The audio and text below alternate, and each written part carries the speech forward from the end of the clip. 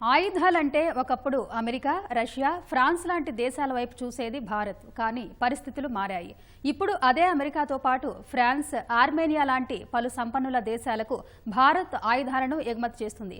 గత 10 ఏళ్లలో రక్షణ ఎగుమతులను ఏకంగా 30 రెట్లు పెంచుకుని అగ్రదేశాల సరసన నిలిచింది. రాబోయే రోజుల్లో భారత్ 35,000 కోట్ల రూపాయల ఎగుమతులపై కన్నేసింది. మరి అది సాధ్యమేనా? భారత్ నుంచి ఎగుమతవుతున్న ఆయుధాల్లో ప్రధానమైనవి ఏవి? దిగుమతుల పరిస్థితి ఏంటి?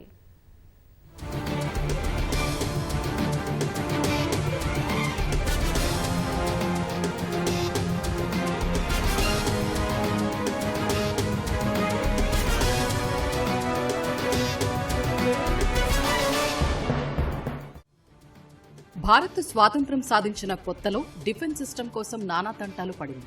అప్పుడు మన వద్ద ఎలాంటి సాంకేతికత లేదు. దీంతో పూర్తి స్థాయిలో ఆయుధాలు తయారు చేసుకోవడం చాలా కష్టంగా మారింది. ఎలాగైనా ఈ సమస్యను అధిగమించాలని భారత్ 3 రకాల సంస్థల్ని ఏర్పాటు చేసింది. అవి Hindustan aeronautics limited, Bharat electronics limited, అలాగే మజుగావ్ డాక్. ఇవి మొదట్లో సాధారణ ఆయుధాలని తయారు చేసేవి. అయితే పెద్ద పెద్ద ఆయుధాలను, టెక్నాలజీని మాత్రం వేరే దేశాల నుంచే దిగుమతి చేసుకునేది భారత్.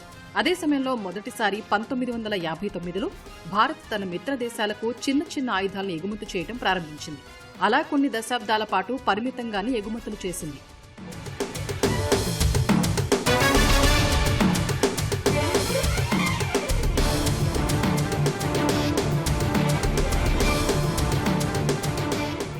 (2001) నుంచి భారత ఆయుధాల తయారీ రంగంలో ప్రైవేటు కంపెనీలు రావడం ప్రారంభమైంది.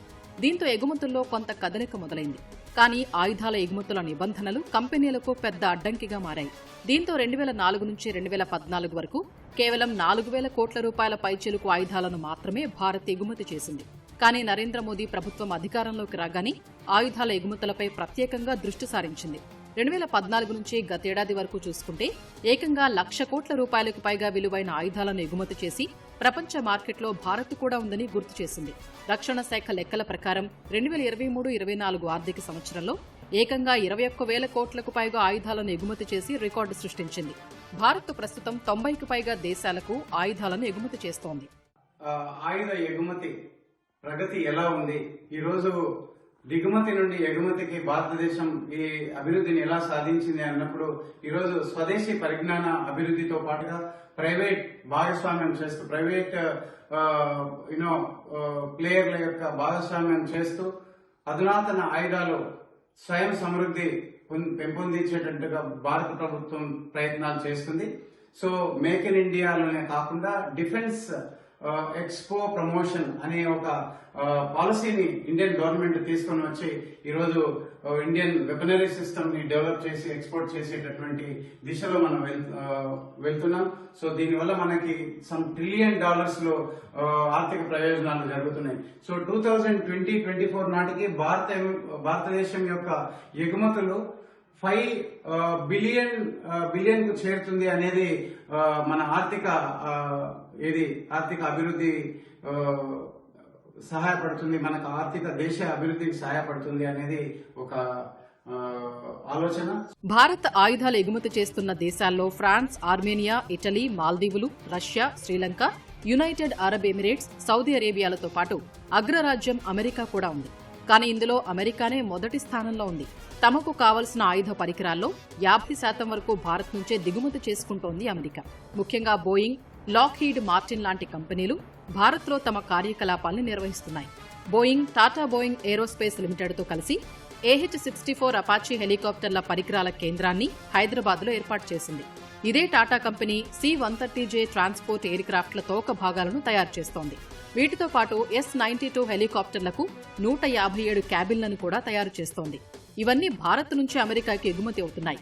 వీటితో పాటు అమెరికా మన దేశం నుంచి sniper rifles, bullet proof jackets, war helmets, electronic పరికరాలను దిగుమతి చేసుకుంటోంది.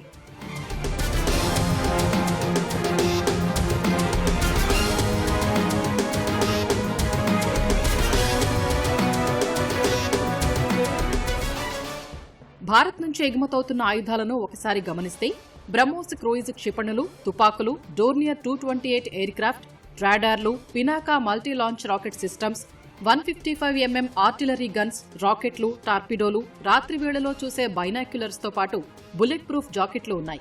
అయితే ఎగుమతుల దేశాల గురించి మనం మాట్లాడుకున్నప్పుడు ఆర్మేనియా గురించే ప్రధానంగా చెప్పుకోవాలి. ఈ దేశం గడిచిన 4 ఏళ్లలో భారత్తో ఆయుధాలకు సంబంధించి అనేక ఒప్పందాలను చేసుకుంది. దేశీయంగా తయారైన ఆకాశ్ మిసైల్స్ ను మొదటిసారి దిగుమతి చేసుకున్న దేశం ఆర్మేనియా కావటం గమనార్హం. దీంతో ఆర్మేనియా భారత్కు ఆయుధాల వ్యాపారంలో కీలకంగా మారిందని చెప్పవచ్చు.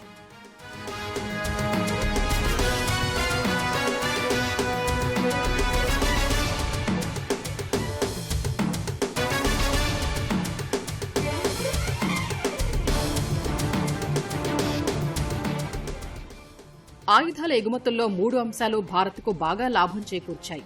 అవే వ్యూహాత్మకం, విధానాలు, దౌత్యం.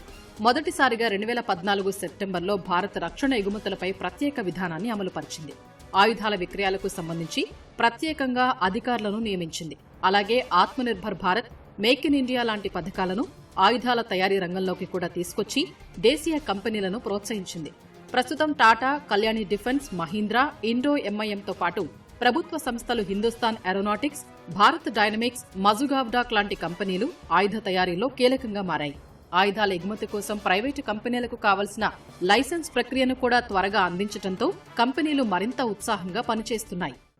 అలాగే భవిష్యత్తులో స్వదేశీ ఈ రోజు మనం ఇండియాలో ఇంకేం ఆయుధాలు తయారు చేస్తున్నాము వరల్డ్ మార్కెట్ ని అట్రాక్ట్ చేసేటట్టు అని అన్నప్పుడు హైపర్సోనిక్ మిజైల్స్ మరియు ఎయిర్ డిఫెన్స్ సిస్టమ్స్ ఉండేటటువంటి మిజైల్స్ ని ఇండియా ఈ రోజు డిఆర్డిఓ రూపొందిస్తుంది. అట్లాగే డిఆర్డిఓ అటానమస్ డ్రోన్లతో లేజర్ ఆధారితమైనటువంటి ఆయుధాలను కూడా ఈరోజు రూపొందించడం జరుగుతుంది. ఇది ఎనిమీ యొక్క స్థావరాలను ఖచ్చితంగా షార్ప్ గా తీసుకునేటటువంటి అవకాశం ఉంటుంది. అలాగే ఈ రోజు ఇలాంటి వెపన్ సిస్టమ్ ని యుద్ధ మైదానాల్లో రకరకాల వాతావరణ పరిస్థితుల్లో టెస్ట్ చేసి సక్సెస్ఫుల్ గా మనం చేయగలుగుతున్నాం. అండ్ డెఫినెట్లీ ఈ టెక్నాలజీతో వరల్డ్ ని మనం వరల్డ్ మార్కెట్ ని అట్రాక్ట్ చేసి ఇండియా యొక్క డిఫెన్స్ పవర్ ని మనం నిరూపించబోతున్నాం.